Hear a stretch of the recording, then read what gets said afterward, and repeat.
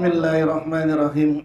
Alhamdulillahirabbil alamin. Wassalatu wassalamu ala sayyidil mursalin sayyidina wa habibina wa syafiina wa maulana Muhammadin wa ala alihi wa sahbihi ajma'in, khususan man sannafa hadzal kitab rahimallahu ta'ala wa nafa'ana bihi wa bi ulumihi wa bi ulumihi wa bi ulumihi wa fid dharaini amin. Al-Fatihah. A'udzu billahi minasy syaithanir rajim. Bismillahirrahmanirrahim. Alhamdulillahirabbil alamin arrahmanir rahim maliki yaumiddin. Iyyaka na'budu wa iyyaka nasta'in ihdinas siratal mustaqim siratal ladzina an'amta 'alaihim ghairil maghdubi 'alaihim waladdallin. Amin. Bismillahirrahmanirrahim. Para asatiz, sahabat-sahabat sekalian, melanjutkan pembacaan kitab Hujjatu Ahli Sunnah wal Jamaah karya dari Asy-Syaikh Ali Maksum. Kita masih membahas persoalan yang pertama, yaitu mengenai bolehnya menghadiahkan pahala bacaan Quran, menghadiahkan sedekah bagi si mayit, dan sampainya pahala bacaan Quran serta perbuatan-perbuatan baik lainnya yang dihadiahkan kepada si mayit. Sekarang kita akan melihat bagaimana pandangan dari mazhab-mazhab fikih yang ada. Wa mazhabu ahli sunnah summa qala asy-syaikh rahimahullahu ta'ala, di kitab halaman 13 nih. Summa qala asy-syaikh rahimahullahu wa mazhabus syafi'i. Syekh kemudian berkata, ini bagaimana pandangan beberapa mazhab terkait dengan persoalan ini. Inna shadaqata yasilu sawabuha ilal mayyiti bittifaq. Kalau di kitab halaman 13, bahwasanya sedekah itu akan sampai pahalanya ke mayit bittifaq. Itu sudah kesepakatan semua ulama. Wa ammal qiraah, bagaimana dengan bacaan Quran? Fal muhtaru kama fi sarhil minhaj, maka kaul yang terpilih sebagaimana di dalam kitab Sarah Minhaj, usulu sawabiha ilal mayit, sampai pahalanya kepada si mayit. Tapi di sini wayan bagi al jazmu bihi li'annahu du'a. Tapi sebaiknya dia diniatkan. Jadi pahala bacaan ini untuk siapa? Kalau bahasa kita kan Allahumma ausil wa taqabbal sawaba ma qara'nahu gitu. Kalau pakai bahasa Indonesia, ya Allah, saya hadiahkan pahala Fatihah ini untuk siapa? Saya hadiahkan bacaan Quran ini untuk siapa? Jadi sebaiknya tetap diniatkan li'annahu du'a, karena itu merupakan doa. Mau pakai bahasa Arab boleh, mau pakai bahasa Indonesia boleh. Habis ngaji Quran, kemudian nutup shadaqallahul azim, lalu kemudian hadiahkan. Saya hadiahkan pahala bacaan Quran ini untuk mayit almarhum siapa bin siapa. Nah itu sampai pahalanya. Jelas ini kalau dalam mazhab Syafi'i. Bagaimana dengan mazhab Maliki? Wa mazhabul Malikiyah, adapun mazhab Maliki, annahu la khilafa fi wusuli sawabis shadaqah ilal mayyit. Di dalam mazhab Maliki sama, tidak ada perbedaan pendapat di dalam sampainya pahala sedekah kepada si mayit. Jadi kalau sedekah lalu kemudian sedekahnya ini kita hadiahkan kepada si mayit, itu semua mazhab memang mutlak, semua mengatakan sampai. Terus waktu lifa fi jawazil qira'ah lil mayit, tapi dalam mazhab Malikiyah, dalam mazhab Maliki ini berbeda pendapat di dalam bolehnya menghadiahkan, bolehnya membaca Al-Quran untuk si mayit. Ini berbeda pendapat di dalam mazhab Maliki. Fa'aslul mazhab karohatuha, asalnya mazhab Maliki karohatuha, memakruhkan. Asalnya di dalam mazhab Maliki. Tapi wazahabal mutaakhirun ila jawaziha, tapi ulama Maliki yang kontemporer, ulama Maliki yang belakangan, itu kemudian mengatakan boleh menghadiahkan bacaan Al-Quran kepada si mayit. Wa huwa allazi jaro alaihil amal, inilah yang berlaku di dalam kalangan para mazhab Maliki. Jadi dalam mazhab Maliki sendiri yang berlaku adalah pendapat yang mengatakan boleh menghadiahkan bacaan Al-Quran kepada si mayit. Fayasilu sawabuha ilal mayit. Maka keyakinannya mazhab Maliki, pahalanya sampai kepada si mayit. Jadi kalau kita bilang ila ruhi almarhum ini Al-Fatihah, sampai itu. Itu juga niat itu, ila ruh, kepada ruh, untuk ruh ini sampai itu. Menurut mazhab Maliki juga pahalanya sampai. Wa naqala Ibnu Farhun annahu rajih. Ibnu Farhun malah mengatakan pendapat yang mengatakan boleh dalam mazhab Maliki itu adalah ar-rajih. Itu adalah pendapat yang paling unggul. Jadi pendapat yang paling unggul dalam mazhab Maliki. Mazhab Maliki ini kalau di Indonesia dipegang sama siapa? Dipakai sama siapa? Sama orang Muhammadiyah. Orang Muhammadiyah ini banyak memakai fikihnya ini menggunakan mazhab Maliki. Makanya kalau senggolan sama perempuan nggak batal gitu. Sama istri salaman nggak batal gitu loh. Nah, padahal di mazhab Maliki sendiri, itu kaul yang paling rojih adalah boleh dan sampai pahala kepada si mayit. Jadi mestinya Muhammadiyah ini juga tahlilan gitu. Tapi sekarang Muhammadiyah udah banyak yang tahlilan ini. Ilaru sering gitu. Terus kan ada juga yang konyol nanya, kenapa sih ilaru Fatihah? Iya, Fatihah itu ummul kitab. Induknya kitab. Kalau Anda pengen Al-Baqarah juga boleh. Ilaruhi fulan Al-Baqarah. Boleh aja, nggak apa-apa, terserah aja. Tapi kita udah dipilihin loh yang bagus, yang paling ummul kitab Al-Fatihah, pendek lagi. Kok masih persoalan apa sih Fatihah? Ya, Fatihah itu ummul kitab. Yang 5 qiraat lah, terserahmu kamu membaca Fatihah itu untuk apapun terserah kata Nabi. Maka dibacakan Al-Fatihah. Kalau mau pakai Al-Imran juga boleh. Al-Imran, silakan aja gitu. Boleh, bebas, gitu bebas. Kita dipilihnya dengan Al-Fatihah. Wa fil Majmu' lil Imam Nawawi su'ila Al-Qadi Abu Thaib. Dalam kitab Majmu'nya Imam Nawawi ditanya Al-Qadi Abu Thaib an khatmil Quran fil maqabir. Bagaimana hukumnya menghatamkan Quran di kuburan? Dulu kan zamannya kan masih, mungkin di beberapa tempat juga masih ada. Masih apa? Ngaji kubur, nunggu kubur. Kalau di kita karena udah sempit kuburannya, jadi enggak. Dulu kan masih banyak. Apa katanya? Qala as-sawabu lil qari. Pahalanya tetap untuk yang baca Quran. Wa yakunul mayyitu kal hadirin. Tapi di sini mayit yang ada di kuburan itu seperti orang yang hadir di hadapan orang yang baca Quran.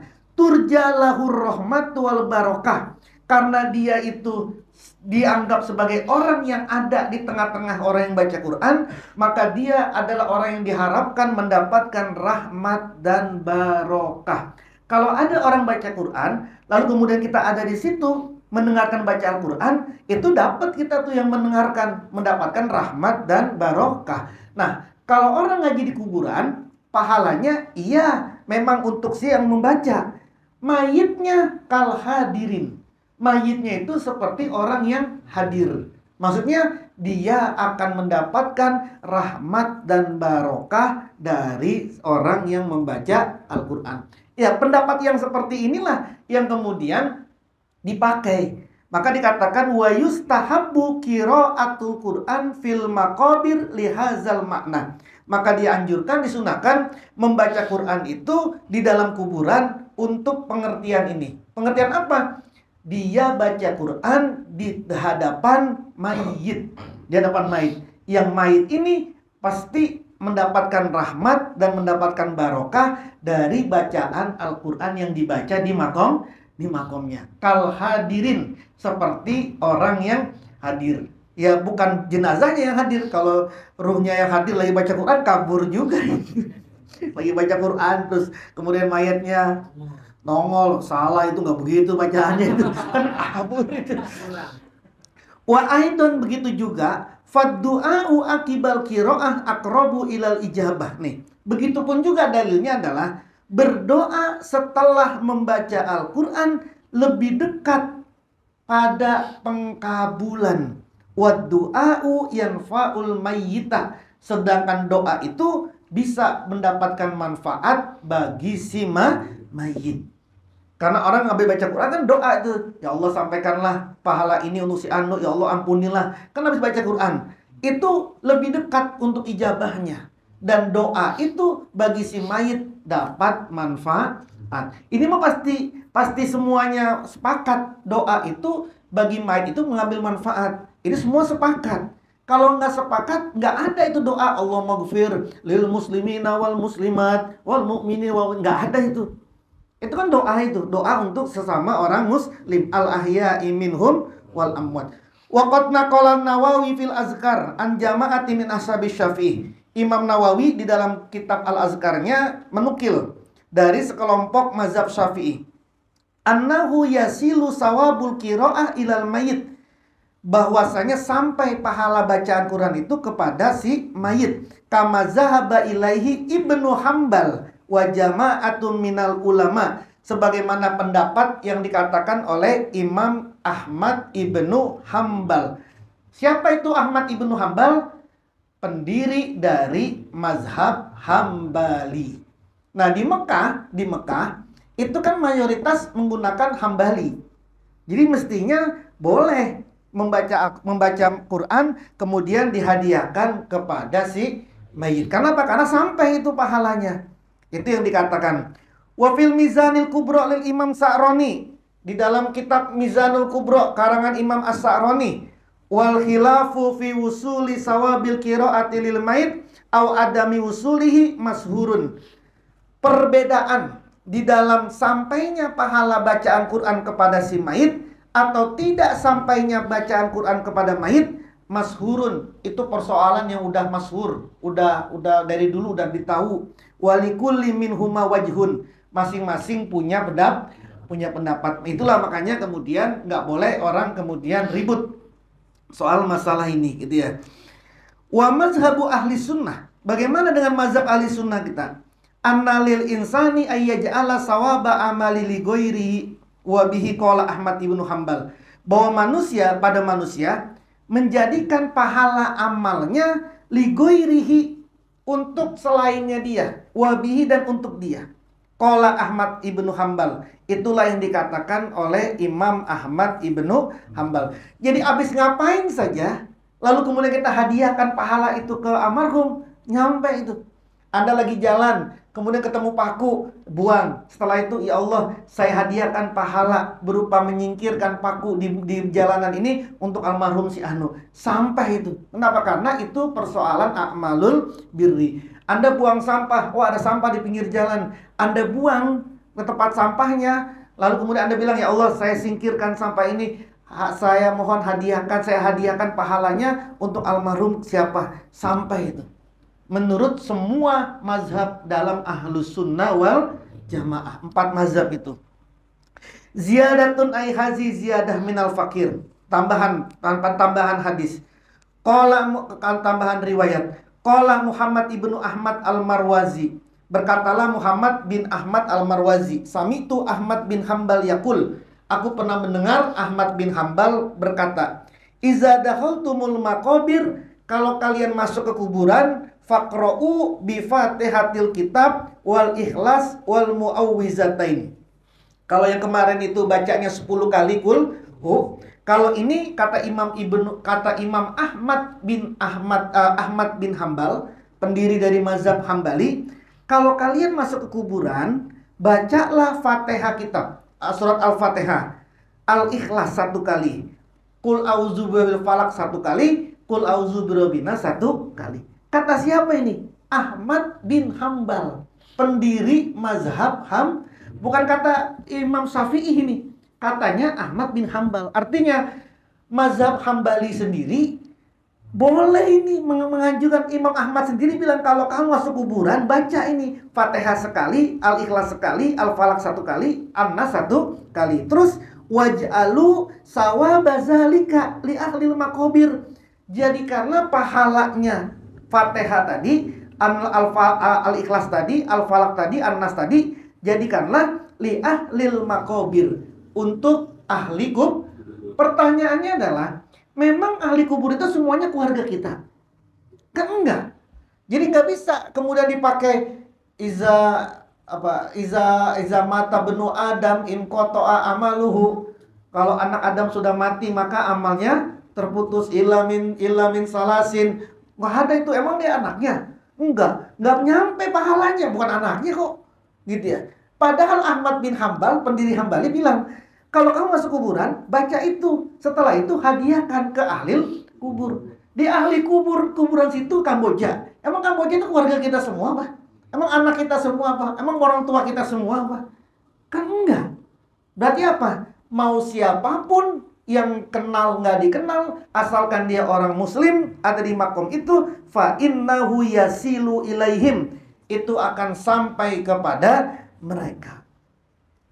Tapi ditambahin di sini, fal ikhtiyaru ayyakulal qori ba'da farogi.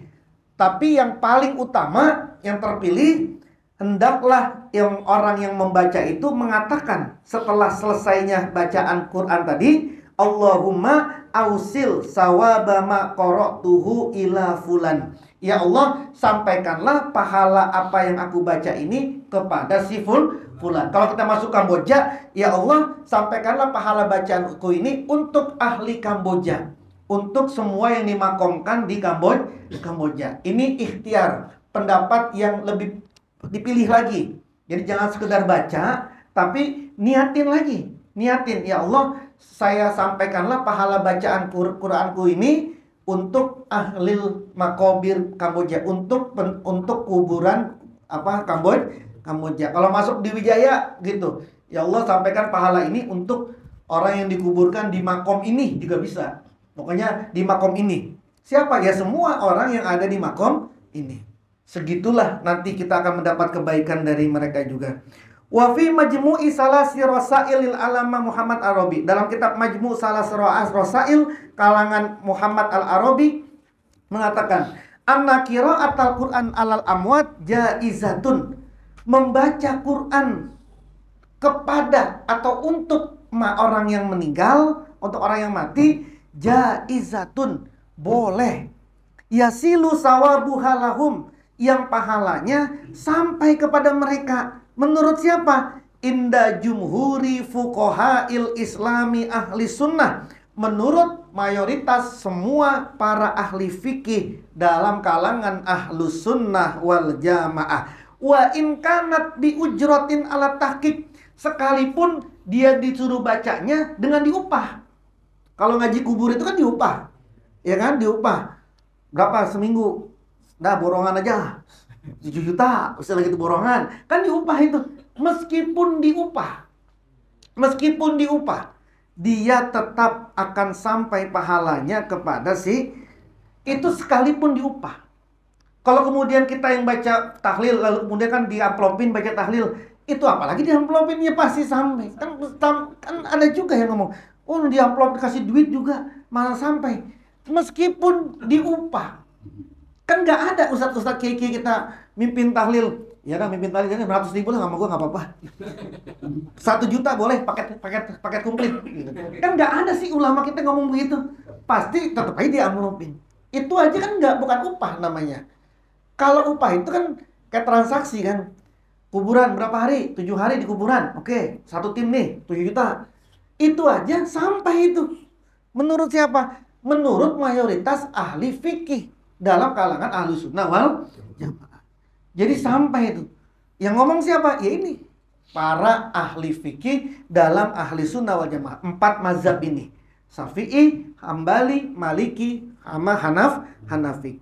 Wa an Abi Hurairah radhiyallahu anhu qala, dari Abu Hurairah qala Rasulullah sallallahu alaihi wasallam, man dakhalal maqabir, barang siapa yang masuk ke kuburan, summa qara'a, kemudian dia baca Fatihatul Kitab, surah Fatihah, wa qul huwallahu ahad, qul huwallahu ahad, wa alhaqumut takasur, dan alhaqumut takasur. Ini lebih enak lagi, lebih hemat lagi. Kan yang sebelumnya kulhu 10, yang 11, kulhu 11 sebelumnya. Kalau 10 atau 11? 10. Ya enggak apa-apa, korting. Enggak apa-apa, tambahan. Siapa tahu yang satu salah. 11, 10. Atau tadi kulhu Al-Fatihah 1, kulhu 1, Al-Falaq 1, An-Nas 1. Atau Fatihah, kulhu, alha, kumut. Ala kumut. Summa qala, kemudian dia berkata, inni ja'altu sawaba ma qara'tu min kalamika. Min kalamika, ya Allah, aku jadikan pahala apa yang aku baca ini dari firman-Mu li ahlil maqabir, untuk ahli kubur, minal mu'minina wal mu'minat, dari orang mukmin laki-laki dan orang mukmin perempuan, kanu sufa'a lahu ilallahi ta'ala, maka mereka akan mendapatkan pertolongan dari Allah Subhanahu. Nolongin orang meninggal, nolongin orang meninggal. Masuk ke Kamboja, masuk ke Dwi Jaya, masuk ke makom mana, masuk ke makom Nurul Huda, baca. Nggak usah pakai bahasa Arab, doanya pakai bahasa Indonesia aja. Nggak apa-apa kalau emang susah, kalau nggak bisa dihafalin. Ya Allah, sampaikan pahala bacaanku ini untuk semua ahli kubur yang ada di sini. Dah. Ya kan saya bilang kan, Anda masuk ke makom, salam, makam salam, sambil jalan ke kuburan yang kita tuju. Kan jalan tuh dari pintu gerbang. Dari pintu gerbang udah salam nih. Lalu kemudian sambil jalan menuju ke makom yang kita tuju, sambil baca itu. Sambil baca. Terus baru kemudian kita ada di makom yang kita tuju, kita tahlilan lagi. Segitu kita nolongin orang. Kalau kita nolongin orang, pasti Allah juga akan menolong. Kan rumusnya begitu, udah paten itu. Di Kamboja ada 1000, 2000 mayat di situ. Anda kasih kayak gini, 2000 mayat Anda tolong pakai ini. 2000 mayat juga pertolongannya nanti akan masuk kepada kita. Senang-senang main di kuburan makanya. Biar dapat bertolong, biar jadi ahlul kubur. Jadi orang ahli ziarah, senang-senang makanya ke kuburan. Wallahu alam summa qala syekh. Dah, itu pendapat dari mazhab-mazhab dalam dalam persoalan membaca Al-Qur'an, kemudian sedekah bagi si mayit. Al-misalusani. Sekarang persoalan yang kedua, selesai udah nih.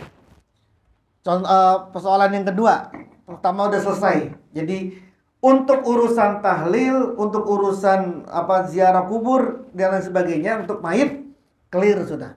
Anda kalau nanti ditanya atau untuk menjelaskan, lihat di buku itu. Nah, ini pendapatnya. Saya pendapatnya ikut ini. Nah, jelas semua, hadisnya jelas, ulama yang ngomongnya siapa, kitabnya apa. Udah Anda punya dalil semua tuh di situ. Ya, ini untuk memperkuat kita. Al-misalusani. Sekarang persoalan yang kedua. Hal li sholatil jum'ah sunnatun qobliyah am aula. Apakah sholat Jumat itu ada sunnah qobliyahnya atau enggak? Gampang aja kalau ngelihat. Kalau azannya sekali, berarti masjid itu tidak menganut qobliyah Jumat. Kan ada Jumatan itu yang udah masuk waktu, udah Pak, naik ke mimbar. Kita assalamualaikum, mereka azan. Azan langsung kita khutbah. Nanti di tengah-tengah khutbah banyak orang lagi pada sholat tuh. Berarti menganut menganut paham tidak ada sholat qobliyah Jumat. Ada juga udah masuk waktu, silakan para jamaah yang ingin melaksanakan sholat sunnah. Gini, udah sholat sunnah. Setelah itu baru kemudian imam naik, lalu kemudian azan. Nah itu sama berarti dia menganut. Nah kita menganut sunnah qobliyah. Makanya ada dua azan. Azan pertama, setelah itu kita sholat sunnah, kemudian Bilal naik, lalu kemudian imam naik, lalu kemudian azan kedua. Apakah sholat Jumat ini ada sunnah qobliyahnya atau tidak? Karena ini persoalan di mana-mana ini. Wa hadza aidon minal masail far'iyatil ijtihadiyah. Ini juga persoalan furu'iyah yang kemarin udah kita bahas tuh. Ijtihadiyah allati la yanbaghi tabadulul inkar fiha. Yang tidak seyogianya tabadul inkar, saling mengingkari, saling menyalahkan di dalam persoalan ini. Jadi kalau Anda jadi khotib terus dia kagak pakai qobliyah, ya sudah ikut saja di situ. Terus kalau kemudian dia pakai, ya pakai. Itu ya. Tapi kalau Anda kebetulan kalau Anda sholat Jumat di Pondok Indah kan nggak ada gitu ya. Atau di tempatnya siapa gitu. Nggak ada. Jadi tetap nggak boleh tabadulul inkar. Kalau emang kita di sini pakai qobliyah, ya sudah kita pertahanin itu. Jangan dirubah-rubah. gitu ya. Tapi kalau ada masjid lain yang nggak pakai qobliyah, ya sudah, nggak usah juga disalah. Kenapa? Karena ini masailil far'iyah al-ijtihadiyah. Nah, bagaimana pendapat para ulama? Amma Syafi'iyah faqalu. Mazhab Syafi'i mengatakan na'am, iya. Lil jum'ah sunnatun qobliyah kazuhri. Karena di dalam sholat Jumat itu ada sunnah qobliyah seperti sholat zuhur. Wali khobari Muslim, ada tambahan hadis, iza sholla ahadukum, dalam hadis dikatakan iza sholla ahadukum al-jumu'ah, dalam hadis dikatakan kalau salah seorang kalian sholat Jumat, fal yusolli qoblaha arba'an wa ba'daha arba'an. Sholatlah sebelum Jumat sholat sunnah 4 rakaat 2 salam, kemudian ba'diyahnya 4 rakaat 2 salam. Jadi bukan cuma 2 aja, 2 boleh. Nah, bahkan Nabi bilang sholat 4 rakaat sebelum zuhur, sebelum Jumatan, qobliyahnya nanti 4 rakaat setelah Jumat, ba'diyahnya. Wali khobari Tirmizi, pada hadis Imam Tirmizi, anna ibna Mas'ud kana yusolli qobla Jumat arba'an wa ba'daha arba'an, bahwa sahabat Ibnu Mas'ud sholat sunnah qobliyah Jumat 4 rakaat, ba'diyah Jumat 4 rakaat. Artinya apa? Ada sholat sunnah qobliyah Jumat, yang itu bukan cuma 2, bahkan juga ada yang mengatakan 4. Bahkan dalam hadis juga dikatakan 4. Artinya ada sholat sunnah qobliyah itu, dalilnya ada. Wazahiru, dan yang tampak annahu bitauqifi minan Nabi sallallahu alaihi wasallam, itu adalah ketetapan dari baginda Nabi sallallahu alaihi. Qala Syekh Ali Ma'sum rahimahullah taala, qala Al-Qurdi ala ba fadl, berkatalah Syekh Ali Ma'sum, berkata Imam Al-Qurdi, fi babi sholatil Jumat, di dalam bab sholat Jumat, wa aqwa ma yutamassaku bihi fi masru'iyatir raqataini qoblal Jumat, dalil yang paling dipegang untuk disyariatkannya 2 rakaat sebelum Jumat, masohahu Ibnu Hibban, yaitu hadis yang disohhekan oleh Ibnu Hibban, min hadisi Abdurrahman ibni Zubair marfu'an, dari hadisnya Abdullah ibni Zubair. Apa kata Nabi? Ma min sholatin illa wa baina yadaiha raqataini. Tidak ada satupun sholat kecuali di hadapannya ada 2 rakaat. Artinya apa? Tidak ada sholat yang tidak ada qobliyahnya. Semua sholat ada qobliyahnya. Artinya ada sholat yang mengiringnya. Ada sholat yang mengiringnya, yaitu sholat 2 rakaat sebelum sholat fardu. Kita menyebutnya kalau sholat qobliyah subuh, kita nyebutnya sholat sunnah subuh, bukan sholat qobliyah subuh. Kenapa? Karena ini kalau kita gitu ya, karena tidak ada ba'diyah subuh, maka disebut sholat sunnah subuh. Sama seperti sholat sunnah asar, itu karena apa? Karena nggak ada ba'diyah asar. Semua sholat ada qobliyahnya, tapi tidak semua sholat ada ba'diyahnya. Nah, termasuk sholat Jumat ini ada qobliyahnya. Inilah dalil yang paling sahih yang dipegang, bahwa sholat Jumat juga punya qobliyah. Ada qobliyah. Ziyadatun minal fakir, tambahan. Wa fi Fathil Wahhab, dan di dalam kitab Fathul Wahhab juz 1, khobarus syaikhaini, hadisnya Syaikhaini Bukhari Muslim, baina kulli azanaini sholatun, di antara azan dan qomat sholatun, ada sholat. Ini hadis juga. Di antara azan dan qomat ada sholat. Ini yang disebut dengan umum dikatakan sholat qobliyah. Summa qala Syekh, qala Al-Qurdi aidan, wa ra'aitu naqlan ansarhil miskat limulla alil qori manasahu wa qad jaa bisanadin jaidin kama qala al-Iraqi annahu sallallahu alaihi wasallam, bahwasanya Nabi sallallahu alaihi wasallam bersabda, bahwasanya Nabi sallallahu alaihi wasallam kana yusolli qoblaha arba'an. Kata dalam kitab ini bahwa ada hadis yang sanadnya juga baik, Yang dikatakan oleh Imam Al-Iraqi bahwa Nabi sholat sunnah qobliyah Jumatnya adalah 4 rakaat. Berarti Nabi sholat. Nabi sholat qobliyah Jumat. Bahkan Nabi sholatnya 4 rakaat.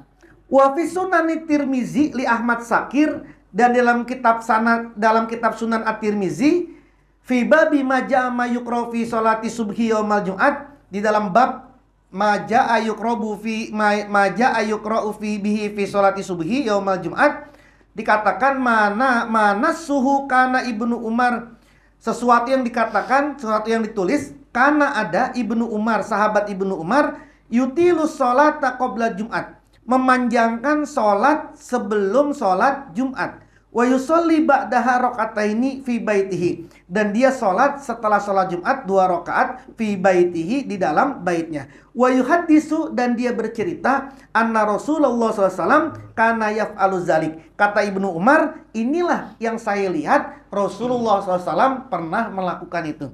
Apa? Ibnu Umar juga melihat bahwa Nabi sebelum sholat Jumat juga sholat 2 rakaat. Bahkan yang dilihat sama Ibnu Umar, sholatnya itu agak panjang. Nah, kalau kita kan agak jangan panjang-panjangin.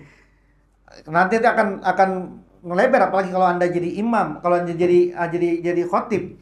Agak belum naik-naik nanti bilalnya kalau kita belum sholat, belum rapi sholat. Atau kalau Anda melamakan sholat qobliyahnya, nanti udah keburu azan yang kedua gitu ya, itu nanti bisa mengganggu gitu ya.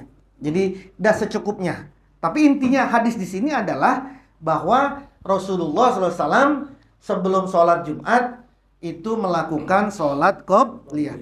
Qala fi Aunil Ma'bud, dikatakan di dalam kitab Aunil Ma'bud, qala An-Nawawi fil Khulasah sahihun ala Sahih Bukhari, wa qala Al-Iraqi fi Sahih Tirmizi isnaduhu sahihun la jaroma, wa akhraja Ibnu Hibban fi Sahih. Ini masih dikatakan bahwa hadisnya itu bisa dianggap sebagai hadis sahih.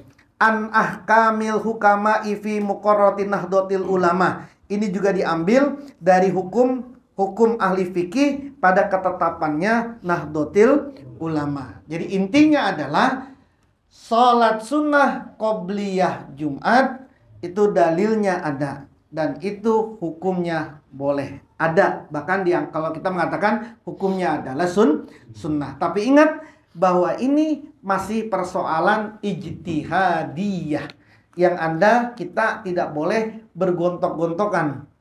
Jadi Anda nanti sholat Jumatan kemudian kagak langsung azan, mana sih masjid ini? Jadi nggak boleh kayak begitu. Jadi apalagi kita jadi khotib, ntar dulu gue mau sholat dulu. Ya nggak usah, tetap menghormati masjid yang ada di situ. Kalau masjid ya sholat azannya cuma sekali, ya sudah ikut saja, nggak usah saling bertengkar. Dah, wallahu a'lam bishawab. Al-Fatihah.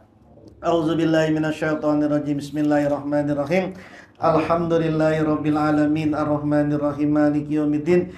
Iyyaka na'budu wa iyyaka nasta'in ihdinas shiratal mustaqim shiratal ladzina an'amta 'alaihim ghairil maghdubi 'alaihim waladdallin. Amin. Doa.